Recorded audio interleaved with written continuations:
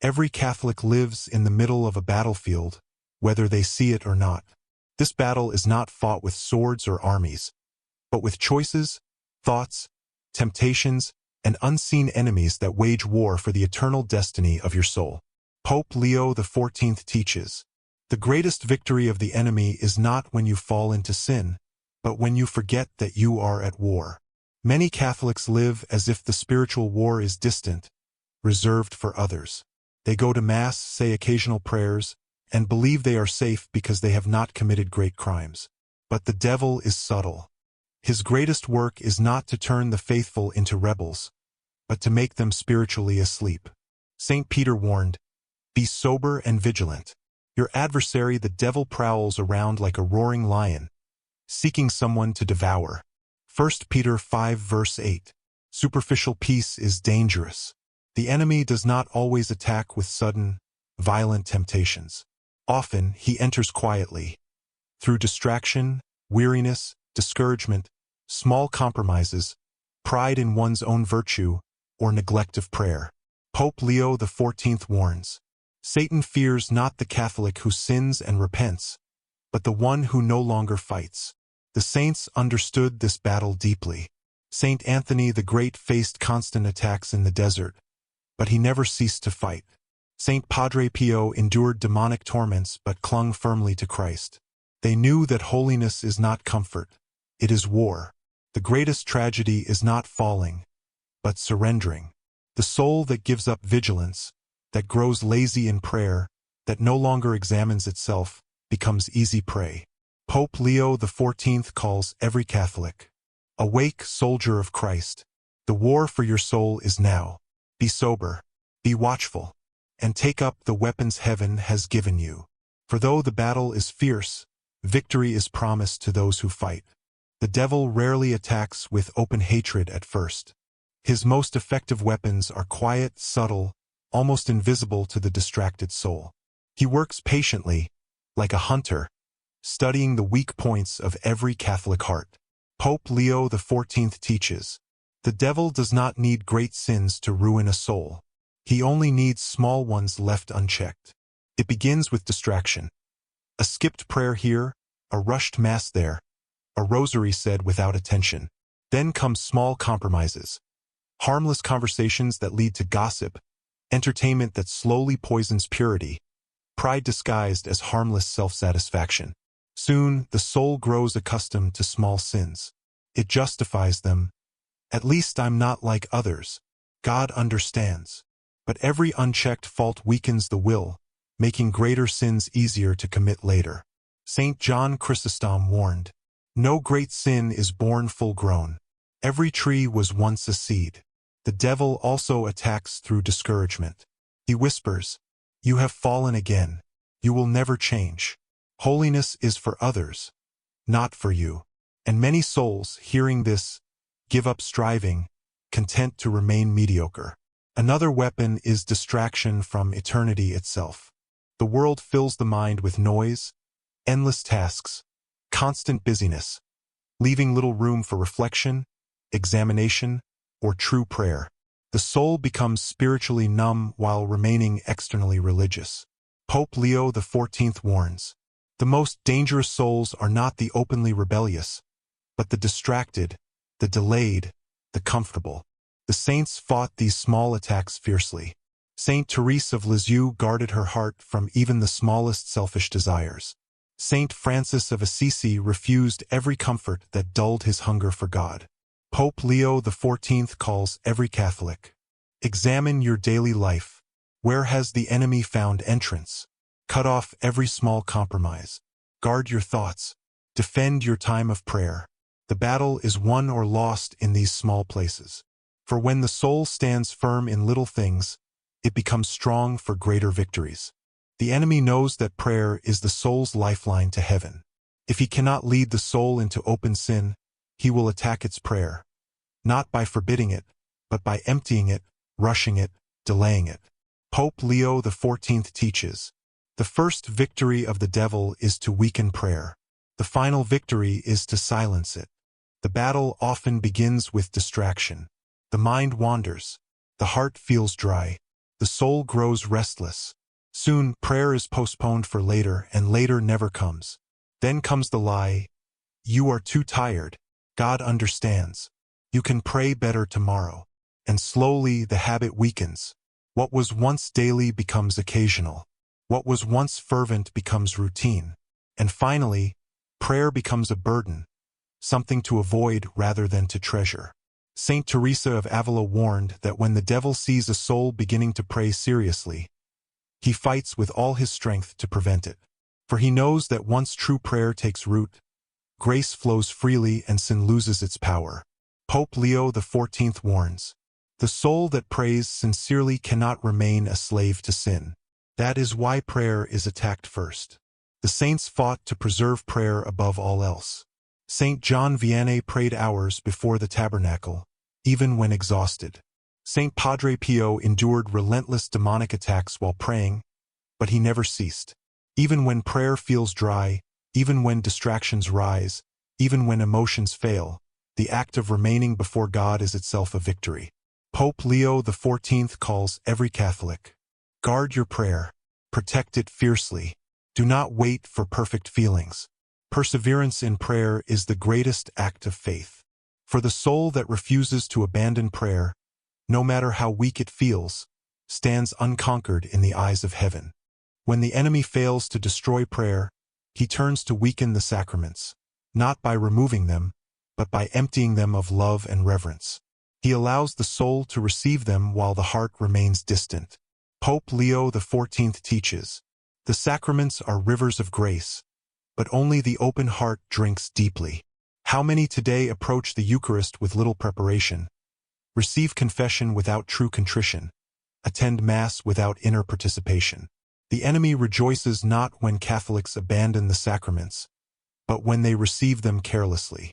St. Paul warned the early Christians, whoever eats the bread or drinks the cup of the Lord unworthily will be guilty of the body and blood of the Lord. 1 Corinthians 11 verse 27. The saints approached the sacraments with trembling love. St. Padre Pio spent hours preparing his soul before offering Massachusetts. St. Dominic wept before receiving the Eucharist, overwhelmed by God's mercy.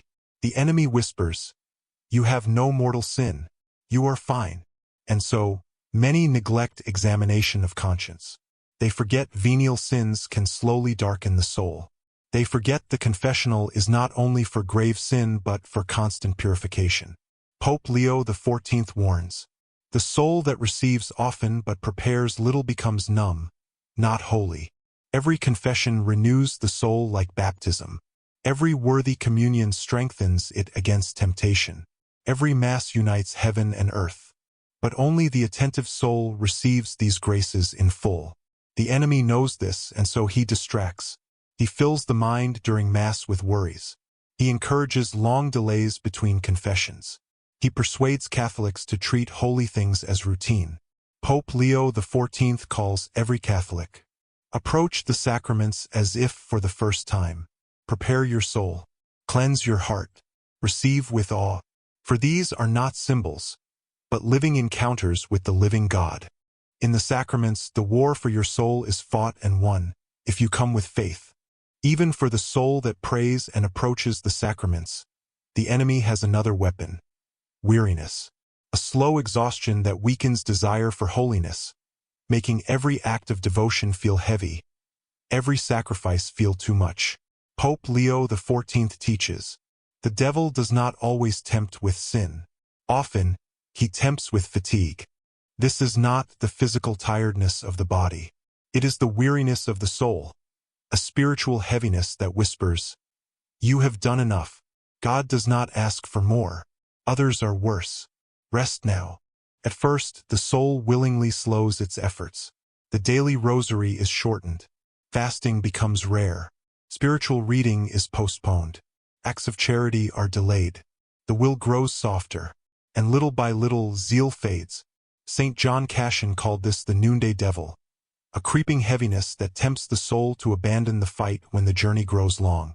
Pope Leo XIV warns, weariness does not excuse surrender. The battle for holiness continues even when the soul feels dry. The saints too felt this heaviness. Saint Therese of Lisieux confessed how often her prayer felt empty. Saint Ignatius endured long seasons of dryness. But they pressed on, knowing that perseverance, not feeling, measures faithfulness. The enemy hopes that discouragement will turn into resignation, that weariness will become indifference, and that indifference will finally choke the soul into spiritual death. Pope Leo XIV calls every Catholic. When you feel weary, rise. When you feel dry, pray. When you feel nothing, love even more. For the soul that continues in dryness shines brightest in heaven. Holiness is not the absence of struggle, but the refusal to stop striving. In every dry prayer, in every tired rosary, in every weak but faithful step, the soul conquers. The enemy hopes that your falls, your failures, your weariness will convince you to stop. But heaven crowns not the perfect, but those who persevere. The great weapon against every tactic of the devil is simple. Do not stop. Pope Leo XIV teaches, the saint is not the one who never fell, but the one who never stayed down. You may fall into sin. You may grow distracted. You may become discouraged. But each time you rise again, each time you return to prayer, each time you confess, you deal the enemy a greater defeat than before. Saint Francis Delaware Sales said, our imperfections should not surprise us, nor should they discourage us. For God does not measure by how often we fall, but how quickly we return. The devil whispers, you have fallen too often. You are unworthy to approach God again. Holiness is for others. But every time you silence these lies with one act of humble repentance, the chains weaken and grace grows stronger. Pope Leo XIV warns, discouragement is the enemy's final snare. For if he cannot destroy you with sin, he will try to destroy you with despair. The saints walked through these shadows. Saint Augustine wept over years wasted in sin, but once he surrendered, grace made him one of the Church's greatest lights. Saint Peter denied his Lord, but his tears of repentance restored him. Perseverance is not heroic strength, it is trust. Trust that God's mercy is greater than your weakness. Trust that His grace works even when you see no progress. Pope Leo XIV calls every Catholic. Cling to Christ, even in darkness. Repeat your small acts of love. Begin again each morning. For one who perseveres daily, even in weakness, is already victorious. And in the end, it is the soul that refused to surrender that will stand radiant before God. In the lives of many Catholics, there comes a season of strange calm. Outwardly, everything seems peaceful. No grave sin, no great trial, no urgent suffering. But this calm is not always a gift. It can be the silence before a great spiritual storm. Pope Leo XIV teaches, the devil often allows peace in the soul he plans to shake. In these quiet seasons, vigilance can weaken. The soul lowers its guard, thinking the danger has passed. Prayer becomes lighter. Confession grows infrequent. Fasting is forgotten. The rosary is shortened. And though sin seems absent, pride quietly grows. I am doing well. St. Paul warns, let him who thinks he stands take heed, lest he fall. 1 Corinthians 10 verse 12. The enemy waits for this overconfidence. Then, when the unexpected trial comes, a sudden temptation, a painful loss, a deep suffering, the soul that once drifted in false peace finds itself shaken, unable to stand. The saints feared this false peace. Saint Anthony of the Desert remained watchful even in times of calm. Saint Teresa of Avila prayed, Lord, do not allow me to rest in my own strength. Pope Leo XIV warns, the greatest test often comes after long periods of ease. The soul that remains shallow during peace will drown in the storm. But the deeply rooted soul, the one who used the calm to strengthen prayer, to increase penance, to grow in love, stands firm when the winds rise. Pope Leo XIV calls every Catholic. Use seasons of peace to prepare.